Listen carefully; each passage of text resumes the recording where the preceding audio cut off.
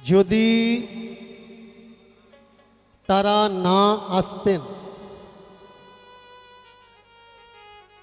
কে শেখাতেন? কেউ নেই। তখনও এখনো সবাইয়ের মঙ্গলের জন্য কিছু বলার বা করার কেউ নেই। একটা সংসারে যদি 10 জন মানুষ থাকে, তো সেই 10টা মানুষের ভিতরে দেখা যাবে 8টা মানুষ সংসারের মঙ্গল চায় না, নিজেরটা গোছাতে চায়। আমার ভালো হোক, আমার ভালো হোক। আমার ভালো তো তখন হবে যদি সকলার ভালো হয়, আর সকলার ভালো যদি না হয়, তো আমার ভালোটা হবে কি করে? হবে না। আমাকে এমন ভাবে লোক সমাজে রিপ্রেজেন্ট করা হয়েছে, কীর্তনের প্রারম্ভেই কিছু কথা না বললে নয়, এটা বলা জরুরি। এটা যে শুধু আমার ক্ষেত্রে হয়েছে তা না। যখন যখন মানুষ তার কল্যাণের জন্য কোনো কর্ম করে, কেউ প্রতিবাদ করে না, কেউ খারাপ বলে না, কেউ ভালো বলে না। প্রতিবাদ কখন হয়?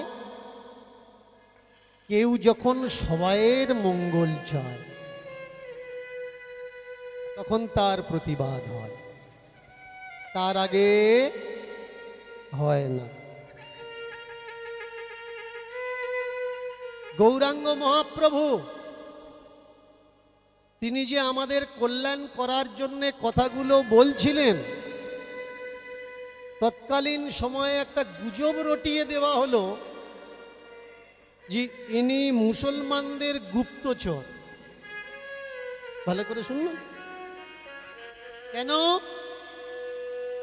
না, গৌরাঙ্গ মহাপ্রভুকে মুসলমান ভেবে তার বলাটা মানুষ বন্ধ করে দিল। তিনি এমন কি বলছিলেন যে যার জন্যে তার প্রতিবাদ হচ্ছিল? এই সব কথাগুলো কিন্তু কেউ বলে না। অসুবিধে কোন জায়গায় জানেন? হয় হতে পারে যারা বলছে না এরা জানে না, আর তা না হলে হয়তো হতে পারে জানে, বললে তার মার্কেটটা আর থাকবে না। দুটো কাজ। মহাপ্রভুকে যেভাবে আমাদের সামনে তার ছবিকে দেখানো হয়েছে, এমনটা কিন্তু রূপ ছিল না। ভালো করে শুনুন। তিনি একজন সাধারণ মানুষ, রক্তে মাংসে মানুষ, আমাদের মতো। অনেকে বলেন তিনি গৌড়ীয় বৈষ্ণব। বৈষ্ণব ধর্ম প্রচার করার জন্যে তিনি অবতরিত হয়েছেন, অবতার হয়েছেন। তিনি গৌড়ীয় বৈষ্ণব। আচ্ছা, মহাপ্রভু যদি গৌড়ীয় বৈষ্ণব হবে, তাহলে উড়িষ্যাতে গিয়ে, ওখানে তো গৌড়ীয় আশ্রম ছিল, মহাপ্রভু সেই আশ্রমে কেন উঠলেন না? একটু দিমাগ লাগান। আপনাকে ভাবতে হবে যেটা কেউ ভাবে না। সব সময় জানবেন, ট্রেনে উঠেছেন, যাকে আপনি জানেন না, চেনেন না, আর সে আপনাকে হেল্প করার জন্য আপনার গায়ে গা ঘষছে, ভেবে নিতে হবে আপনাকে দেখে তার মনে কোনো গুপ্ত বাসনা জেগেছে, না হলে পকেট মার। ভাবতে হবে। আর তা না হলে যদি আপনি মনে করেন হঠাৎ করে ট্রেনে উঠেছি আর এই মানুষটা আমার হেল্প করার চেষ্টা করছে, মানুষটা নিশ্চয়ই কোনো ভদ্র ব্যক্তি হবে না। ভদ্র ব্যক্তি যেচে কখনো কারোর উপকার করতে যায় না। ভদ্র ব্যক্তি মানুষের কখনো উপকার করে যখন ভদ্র ব্যক্তি দেখে একজন ব্যক্তিকে কেউ উপকার করছে না, তখন তিনি এগিয়ে আসেন তার ভদ্রতার পরিচয় দেওয়ার জন্য। শোনা লাগে। তাহলে মহাপ্রভু যদি বৈষ্ণব হবেন, বৈষ্ণবদের সঙ্গে আশ্রমে না থেকে কেন তিনি থাকলেন উড়িষ্যার জগন্নাথ মন্দিরের গম্ভীরার অন্ধকার ঘরে? দিমাগ লাগান, ভাবতে হবে। শুধু তাই নয়, মহাপ্রভু যদি কৃষ্ণ হলো, একদল মানুষ বলছে ইনি কৃষ্ণ, ইনি নারায়ণ, ইনি জীবের উদ্ধারের জন্য এসেছেন, অবতরণ হয়েছেন মহামানব। তাহলে যেদিন তিনি নিখোঁজ হলো, কিছু বৈষ্ণব দাবি করছেন ইনি কৃষ্ণের অবতার, ইনি আমাদের ভগবান। তার জন্মতিথি আমরা সবাই পালন করি, কিন্তু তার হারিয়ে যাওয়া বা মিলিয়ে যাওয়ার তিথিটা কোনো বৈষ্ণব পালন করে না কেন? প্রশ্ন করতে হবে আপনাকে। যতক্ষণ প্রশ্ন না করবেন ততক্ষণ উত্তর পাওয়া যাবে না। প্রশ্ন করা লাগে, কারণ না চাইলে মা দুধও দেয় না। বাচ্চা যতক্ষণ না কান্নাকাটি করে, জেদ করে, মা দেখে বসে আছে মানে এখন থাক, দুটো কাজ করে নি, রান্না বান্না করে নি, কাঠকুটো জোগাড় করে নি। ওই বাচ্চা যখন বুঝতে পারে যে আমি না চাইলে মা আমার দুধ দেবে না, দু একবার বলে, তারপরে যখন না শোনে, এবারে শুরু হয় তার চাওয়ার দাবি, অধিকার। গোয়াতে থাকে, কাঁদতে থাকে, গড়াগড়ি করতে থাকে।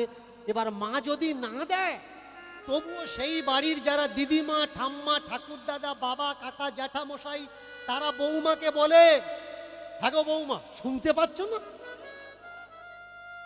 আগে ওকে সামলাও। তেমনি আগে আপনি আপনার দাবিটা চাওয়া আরম্ভ করুন, দেখবেন আপনার অধিকার, আপনার দাবি আপনি পেয়ে যাবেন, আপনি জেনে যাবেন। আমরা জানি না, তার সম্বন্ধে কিচ্ছু জানি না। জানবো কিভাবে? তার সম্বন্ধে কিছু গ্রন্থ আছে, সেই গ্রন্থগুলো আপনার পড়া লাগবে। এই গ্রন্থগুলো দীনকৃষ্ণ ঠাকুরের বাবা ঠাকুরদা লেখেনি। হিস্ট্রি অফ ওড়িশা মহাপ্রভু যখন ছিলেন তখনকার ইতিহাসকারদের লেখা হিস্ট্রি অফ ওড়িশা। শুধু তাই নয়, পুরাতন ভারতবর্ষ, পরে চৈতন্য অ্যান্ড হিজ এজ, বইগুলো মনে রাখো। সত্যি যদি জানার চেষ্টা হয়, জানতে চান সত্য কোনটা, মিথ্যা কোনটা, আসলে তিনি কেন এসেছেন আমাদের কাছে হরিনাম তুলে দেওয়ার জন্যে না কিছু জানানোর জন্যে? তিনি বলতে চাইলেন একাধারে হরিনাম আর গান বাজনা করে। হরিনাম আর গান বাজনাটার উদ্দেশ্য কি? উদ্দেশ্য হলো লোক জোগাড় করা। সঙ্গীতের মুখ্য উদ্দেশ্য মানুষ একত্রিত করা। সঙ্গীতের দ্বারা যত মানুষ একত্রিত করা যায়, অন্য কোনো কিছুতে আর হয় না। নেতাজি সুভাষচন্দ্র বোস আমাদের এই কলকাতায় যেখানে যেখানে বক্তব্য রাখতেন, স্বদেশী বক্তব্য, এই বক্তব্য রাখার আগে আগে গান বাজনা হতো। আর সেই গান বাজনা করতো কে? কাজী নজরুল ইসলাম। কাজী নজরুল ইসলাম আগে হারমোনিয়াম বাজিয়ে গান করে লোক জোগাড় করতেন, তারপরে নেতাজি সুভাষচন্দ্র বোস ভাষণ দিতেন, ওঠো, জাগো, জেগে ওঠো, অধিকার বোঝার চেষ্টা করো, এই দেশ তোমার, তোমার গলায় গোলামির দড়ি পরানো হয়েছে। আজ যদি না জাগো, কালকের আর জাগতেই পারবে না। ওঠো, বোঝার চেষ্টা করো। এক হও, যাকে তোমরা রাজা করে গদিতে বসিয়েছ ও আমাদের দেশের নয়, আমাদের দেশকে শাসন করছে, নিপীড়িত অত্যাচারিত করছে। একত্রিত হও, ভাগাও ওদের। গান বাজনা তার প্রথম স্টেপ, তেমনি নিতাই আর গৌর। এই যে হরে কৃষ্ণ মহামন্ত্র, নাম, ঢাক, ঢোল, খোল, করতাল, এগুলো কি? লোক জড়ো করার একটা মাধ্যম। জড়ো করে নিল। প্রথম মিটিং শুরু হলো কোথায়? শিবাস অঙ্গনে। লোক জড়ো করে নিল। মুখ দেখলেই বোঝা যায় কে কি চায়। সত্যি বলছি, বোঝা যায়। যারা চায় সত্য জানতে, আসার সময় দেখা করে বলে দেয় বাবা ধুয়ে দিও। আর যারা সত্য জানতে চায় না, তারা বলে বাবা সকলে তো সমান নয়, লীলা করে সেরে দিও। কারণ ও জানে যদি বলা আরম্ভ করে তার ভিতরে ও পড়বে। মুখ দেখলেই বোঝা যায়। গৌর হরিও মুখ দেখে বুঝে নিতেন। বুঝে নিয়ে করতেন কি? দুটো দলে বিভক্ত করতেন, একটা বহিরঙ্গ আর একটা অন্তরঙ্গ। আমি বলছি না, চৈতন্য চরিতামৃত বলছেন। বহিরঙ্গে করেন প্রভু নাম সংকীর্তন, অন্তরঙ্গে করেন প্রভু রস আস্বাদন। বহিরঙ্গ যারা, তাদের রাখতো উঠানে, আর অন্তরঙ্গ যারা, তাদেরকে নিয়ে শ্রীবাসের ঘরের মধ্যে ডেকে দরজাটা বন্ধ করে নিতেন, দিয়ে আর বলতেন ওরে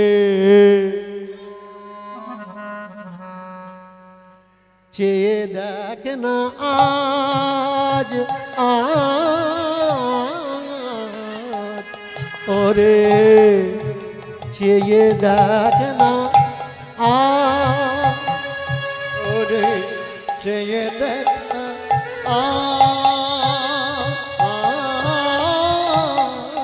ওরে চেয়ে দেখ না আজ। কেমন করে ধর্মের নামে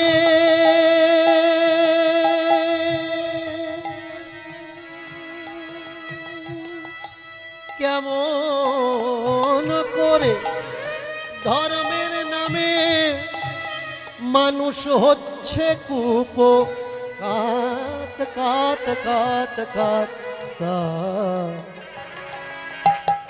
ওরে চেয়ে দেখ না আজ, চেয়ে দেখ না আজ, ওরে দেখ না চেয়ে দেখ না চেয়ে দেখ না চেয়ে দেখ না চেয়ে মানুষ কেমন হচ্ছে কুপকাত কাত কাত। ওরে চেয়ে দেখ না আজ, ওরে চেয়ে দেখ না চেয়ে দেখ না আজ, ওরে চেয়ে দেখ না আজ। ও পাগল কর দল বদল, ওরে পাগল, ওরে পাগল কর দল বদল, নইলে নিস্তার নেই তোর নিস্তার নেই তোর আজ। ওরে চেয়ে দেখ না আজ, ওরে চেয়ে দেখ না, চেয়ে দেখ না, চেয়ে দেখ না। জাতের নামে ঠেলা ঠেলি, জাতের নামে বলা বুলি, জাতের নামে ঠেলা ঠেলি, জাতের নামে ঠেলা ঠেলি, আবার জাতের নামে ঠেলা ঠেলি, জাতের নামে ঠেলা ঠেলা ঠেলা, জাতের নামে ঠেলা ঠেলি, মুখে শুধু বলা বলি, ও ছোট এ বড়, ও ছোট এ বড়, এসব মিথ্যা হয়, মিথ্যা হয়, মিথ্যা হয়। ওরে চেয়ে দেখ না, ওরে চেয়ে দেখ না, ওরে চেয়ে দেখ না, ওরে চেয়ে দেখ না, ওরে চেয়ে দেখ না, ওরে চেয়ে দেখ না। देख प्रेम से निताई गौर हरि बोल।